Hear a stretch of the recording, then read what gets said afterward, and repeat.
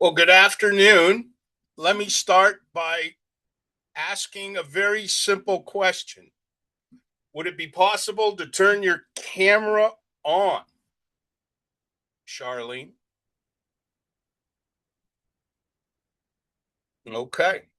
Well, I would love to see your face so that we could see have some interaction, but if you insist, it's okay with me. So let's get started. We have a few other people that'll be showing up this afternoon, but let me start with another simple question. Have you ever noticed that intelligent people often know exactly what to do and still don't do it? Well, that gap between knowing and executing is where many lives quietly stall. And recently, I've been studying a lot about all of this, and I'm going to call this session today the reset.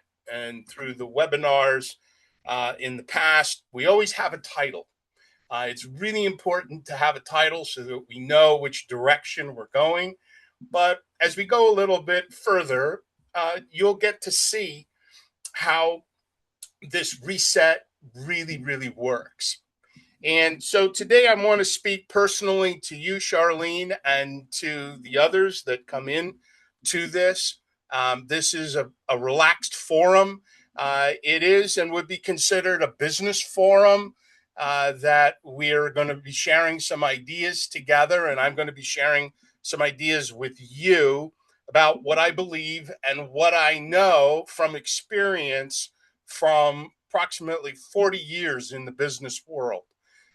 So that gap that I was talking about between knowing and executing is where many lives quietly stall. So recently I've been studying about motivational reset and productivity reset. The two are not the same. The two are not the same. An identity reset is when you have a shift and behavior follows that. Now, my name is Ron Gagosian, one of those easy Armenian last names. I want to welcome you. And I want to give you a little bit about my background. I grew up in San Francisco. I'm a native San Franciscan, I guess you could say, old school San Francisco. I still live there. It's still a beautiful city, but a lot has changed. There's a lot currently going on with the internal politics and maybe the things that you've seen on the news. But I'm here to say today it is a beautiful city outside, and the sun is shining. The cars are going over the Golden Gate Bridge between San Francisco and Marin County, and the Bay Bridge linking San Francisco to the East Bay, and everything heading south, I guess you could say, towards Santa Cruz, Los Angeles area. And so I say that because life goes on. And life is a very interesting proposition, as possibly maybe you've come to understand. But let's specifically talk about our identities and our behavior. And I'm not going to talk about behavior at the dinner table. I'm not going to talk about your behavior in the movie theater. I'm not going to talk about any of those kinds of behaviors. But it's really today about the reset and how our identity and our belief systems really begin to speak when our belief, our ego begins to get louder than our vision, and how this impacts where we work, how we work, the type of business that we want to construct, the kind of revenue that we want to earn. If you're self employed and you're the one that's bringing home that bacon, You're the one that's bringing home that tofu. You're the one that is putting the actual money in the bank. There has to be a way in which we understand how all of this works. And there's a lot of neuroscience and neuroplasty science that goes with this. And the research that is out now, as compared to, say, 40 years ago, is really astounding. It's amazing what research has come up with in how the mind functions, how um, our brains work. And I'm not a psychologist, I just have my business degrees, but I've done a lot of studying. And it's very, very important when you're in the business community and you are um, working with people, you see all of these different identities around the corporate table, around the conference room, in the lunchroom, in your cubicle area, in your office, your meetings, your travel. And even sometimes when you sit on an airplane traveling, you can see people's identities and how they function and how they work. Let me check my board real quickly here and make sure so there were other people.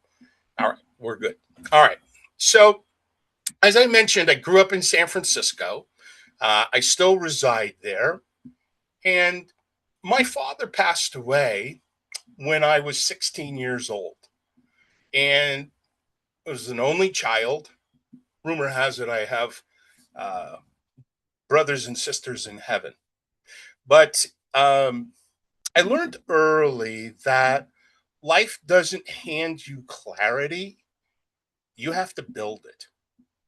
Life doesn't handle and doesn't provide you clarity, you have to build it.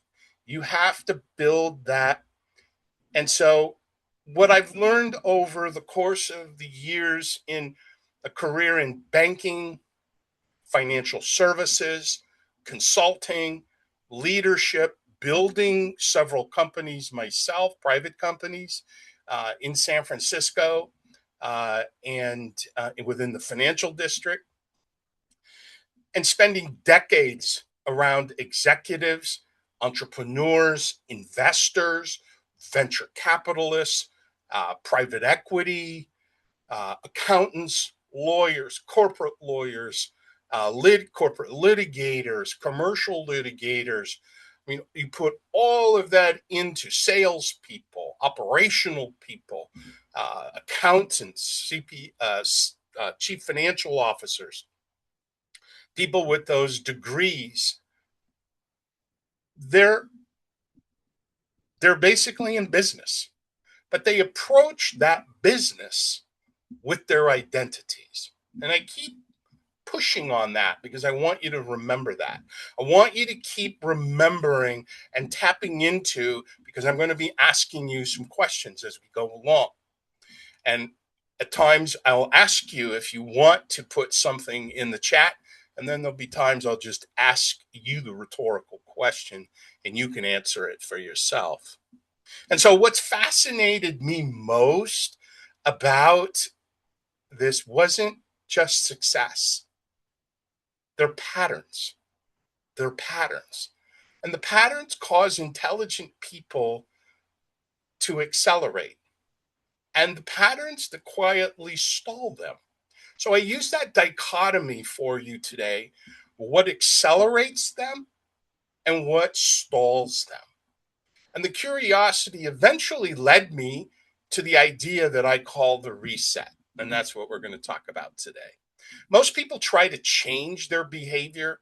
Very few people actually change their identity. I'm not asking you to, what coming to my mind is the movie The Mask with Jim Carrey. I'm not asking you to put on a mask.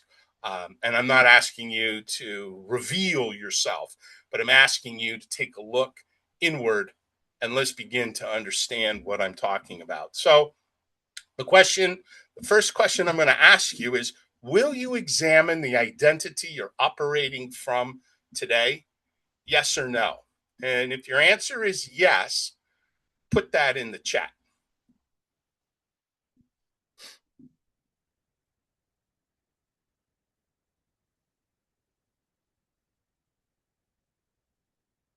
Okay.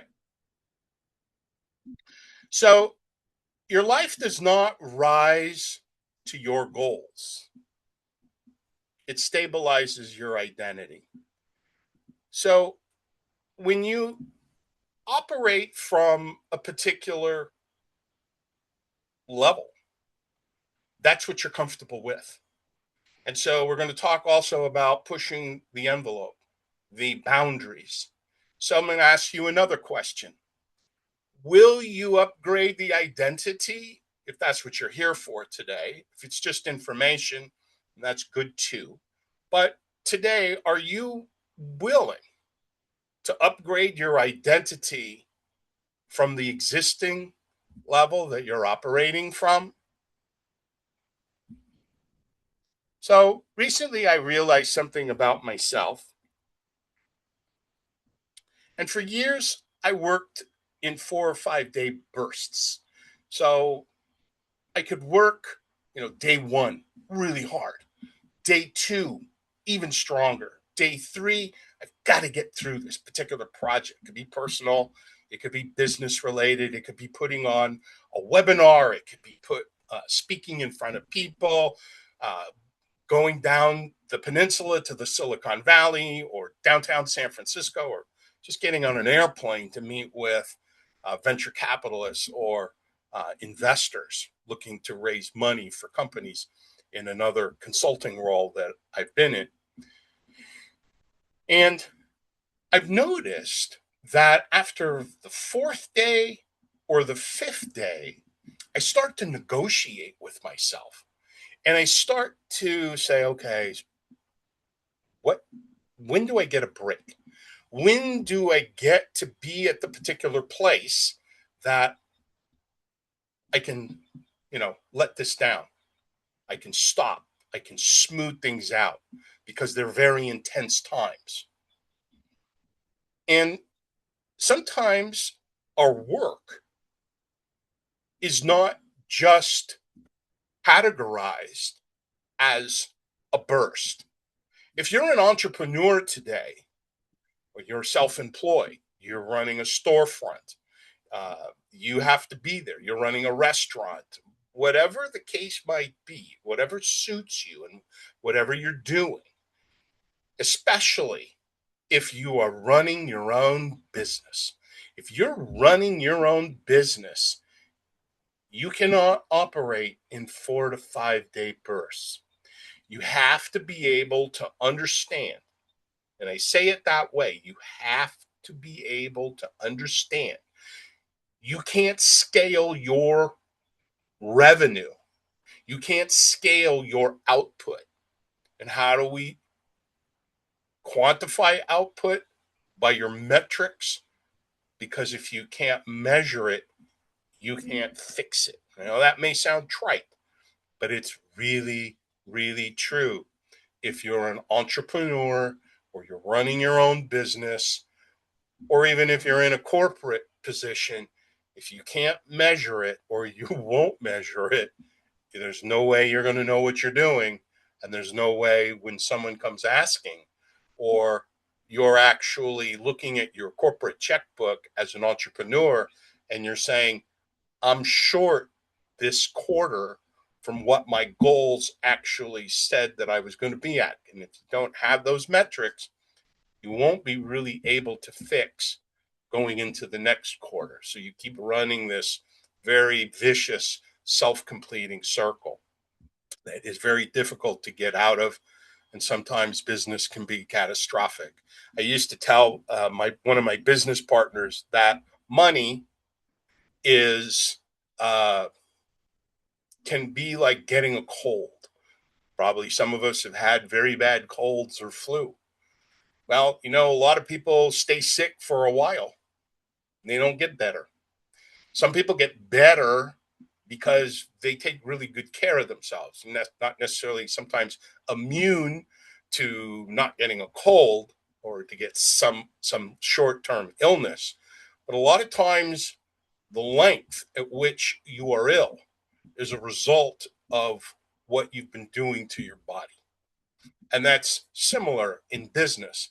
that depending on what you've been putting into your business and how you've been measuring that, similar to other things that we do to ourselves and we do to our bodies. If we're not measuring things, we have a tendency sometimes to get sick, and sometimes money in our businesses also is a symptom or an illness that has to be to have go a process where you have to take steps similar to going to the doctor or a consultant to help you in the gym or a weight trainer or something of that nature. I'm using these metaphors so that you can see there is a lot of corollary. Um, there is a lot of movement, and I'm getting at the heart of identity, of why things happen and why things don't in our lives, whether they're personal or they're business.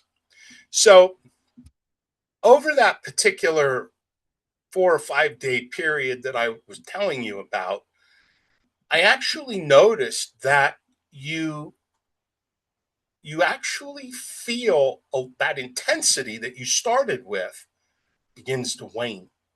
By about the third day, you go to sleep, you wake up on the fourth day, and you may be working huge, enormous hours. And you may be putting have a lot of output and a lot of production. And you go, oh, this is the fourth day. How much gas do I have in the tank to make it to the fifth day? Or whatever that short-term burst period consists of. And what I've come to learn that as an entrepreneur, as someone who's responsible for my own bottom line, for my own company, for my family, I have to begin to understand that I change my identity. I don't necessarily lower the intensity, but I don't increase a level of intensity. But I start to look at my business in a reset mode in 30-day increments. Possibly we can even break that down more. We could break it down to, instead of the 4 to 5 day burst, we look at it in a 7 day week period. Then we look at it in a 14-day stretch, and we carry that to 30 days, doing the same structural, architectural aspects that you need to do, whether it's posting your social media for your business or having a content creator do that for you and you're on the phone, making sure that that is scheduled in the content calendar and it's going to be um, shoved out into the internet on whatever social media platforms you're using, or you making telephone calls. Here's the next piece that I want to get into: intensity. Intensity, not identity, but the intensity that you produce builds momentum, and consistency builds scale. What do I mean by that? Let's go back to that 7 day period, 14-day period. Then we go to the 30 and the 60 and the 90 day. I look at my business life in 30, 60, and now 90-day incremental periods. What do the 90-day periods amount to? Quarters in a year. There are 4 quarters in a year. So if my first quarter wasn't good, I have to have the metrics to know why that last 90 days. Did it happen in the middle, in the second month? Did it happen in the third month? Did we have a slow beginning of the year? I mean, I don't know what the reasons could be, but those are the things that have to be evaluated based on our metrics. So the next identity frame that I want to talk to you about today is that I want to talk about clarity. We've talked about identity. We've talked about intensity. Now we're going to talk about clarity. The clarity that you get, and as I've been building this, that I've asked you to listen to yourself regarding the aspect of, do you work in short bursts, or have you learned to scale your work? Not so much because you're just learning now, but I mean, do you scale? Do you have a mindset to scale your work because there's a big difference. There's a very big difference, uh, Charlene. There's a huge difference. And that difference, that when you can receive and the angels begin to sing and the clouds pull back and the sun comes out and it's shining in your face, and that sunshine is called clarity. Does it remove the obstacles, more obstacles than effort or the exertion or the effort that you put into it would ever remove? So, will you allow yourself to get radically clear about where and what actually you want to do right now? And that's a yes or no question. I'll repeat the question. Will you allow yourself to get radically clear about where you actually are today? Just answer that yourself. And most of the problems, and when I say problems, you know, there's world problems, there's family problems, there's problems that we have that are somewhat beyond our control, but our businesses are consumed with strategy issues. And those strategy issues that are somewhat stalled are identity issues. So, is the quality of your decisions, do they determine the quality of your life? And will you begin today to make decisions that align with the person you actually want to become? That's a big dichotomy. We, as people, as human beings, can sit and write down, we want to go to the gym on January the 1st. What do most people do for the first week, the first 2 weeks? And then what's the big deal in the recently heard down where I work out?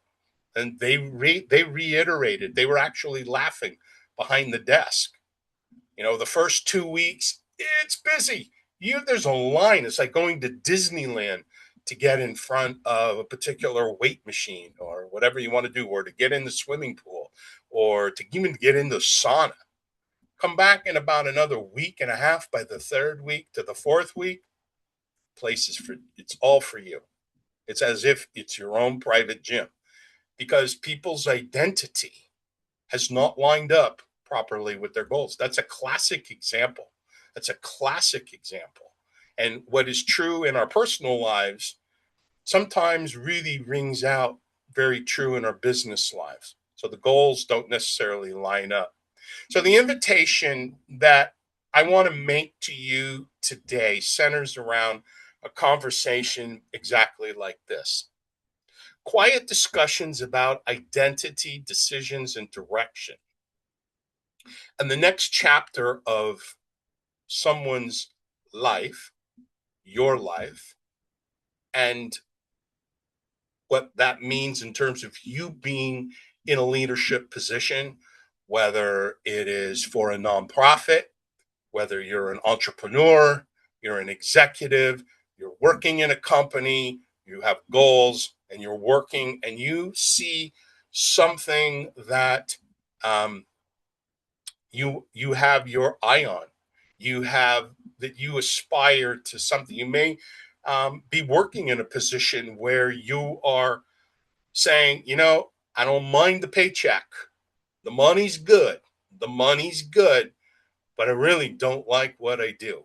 I just have a hard time getting up and sticking the toothbrush in my mouth every morning and having to grab my coffee and go do this for 8, 9, 10, sometimes 12 hours a day.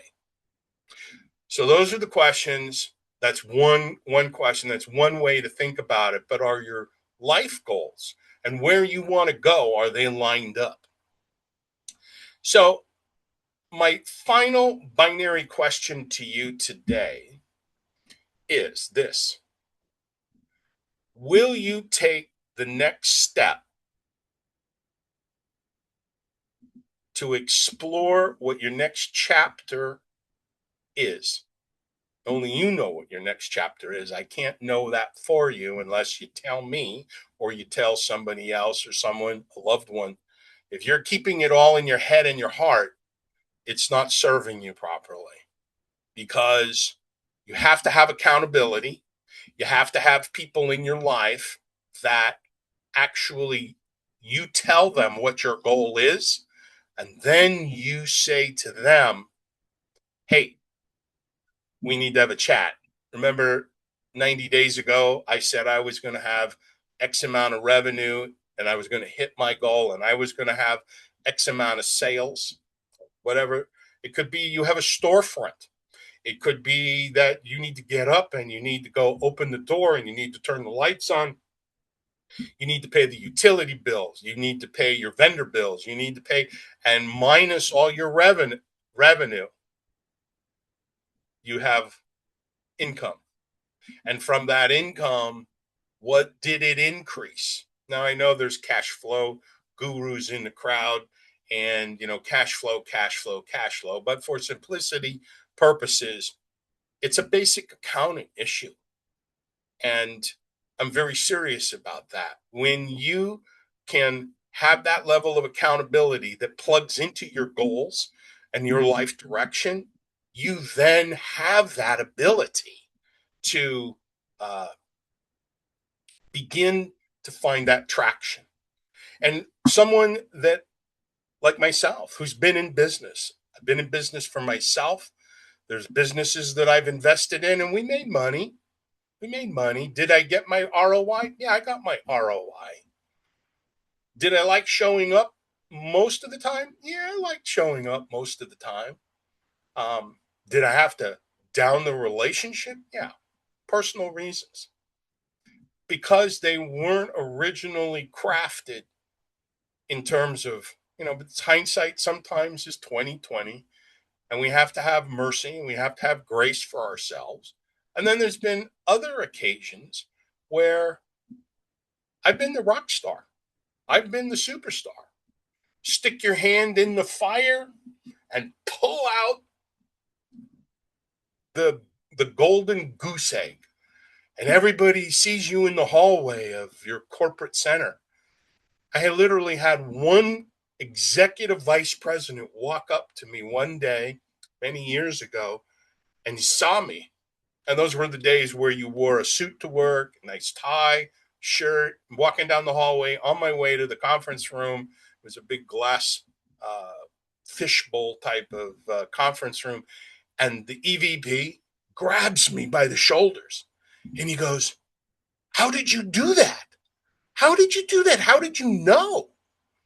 And I said, well, we had, and this were all before the days of AI. So you had financial analysts and you had people pulling together different assumptions about certain things.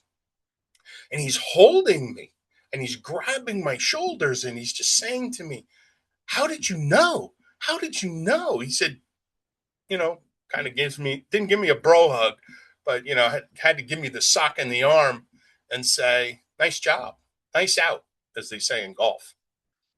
We were trying to land a big corporate deal and we got it. There was some interaction that my division gave to the sales and account management group. And we were able, from an operational and a strategic planning standpoint, we were able to link that up with one of the multinational financial companies that I was with. So anyway, long and short, let's wrap this up because you have an evening ahead of you. And I am just very excited that we could spend some time together. But what I really would like to leave you with again, and another question, because questions are very, very important. Questions are actually sometimes more important than the answer, because the questions dig. The questions, the good questions, the right questions, the proper questions get to that, like the dentist. The dentist or the hygienist, I know this is, some people don't like going to the dentist, but it's your teeth feel so much better when you're finished and you're walking after you've paid your bill and you're walking out the door. Your teeth feel great, don't they? I know. So here's the question. Will you take the next step to explore what your next chapter could or will actually look like? And I put the word will in there because will is a great word. It's not so much about can you, could you, or asking polite permission, would you? Pardon me. You're actually asking yourself, will you? Are you determined enough in your identity to say, will I, and what will that look like for me in my life? And you can answer that question. So if your answer is yes, I ask one thing of you today. Go to www.gagosiangroup.com, www.gagosiangroup.com, and click on the link to have a clarity call with me. It's a complimentary 45-minute call, and it's generally a 30-minute call of me asking you questions. But the 15 minutes is optional, but I bracket it by a 45-minute call. It's a 30-minute call just in case we go a little bit over. Everybody's a little different. Everybody's got a different story. And if that's something that has raised up inside of you today, and you want to take a look at that level of identity because you have goals and you're trying to mesh and get in synchro mesh between your first gear, your second gear, your third gear, your fourth gear, your fifth gear, sixth gear, all the way out to your seventh and eighth gear. And they don't come overnight. There's a little bit of work that has to go on. If that's something that is meaningful to you, then I highly suggest you go out, go to the website, click on that, and my people will schedule up and will book an appointment time with you. You can do that online when you're out at the site, and we'll receive notification of that. And we look forward to chatting with you. We look forward to talking to you, to being able to go to some of these depths that you actually want to see, and you want to move away from. It's like looking finally at two different people. You're essentially waving goodbye at a train station with your hand out and head out the window, waving goodbye to the person you're leaving behind on the platform. And that's you, your movement, and your momentum. So, the final line that I'd like to leave you with today is that sometimes the most powerful move we make in life is simply pressing the reset. I want to thank you for joining me. It's been a pleasure. I hope you have a fabulous evening, and I will prayerfully look forward to chatting with you again. If this has meant something to you, let's talk further. Goodbye.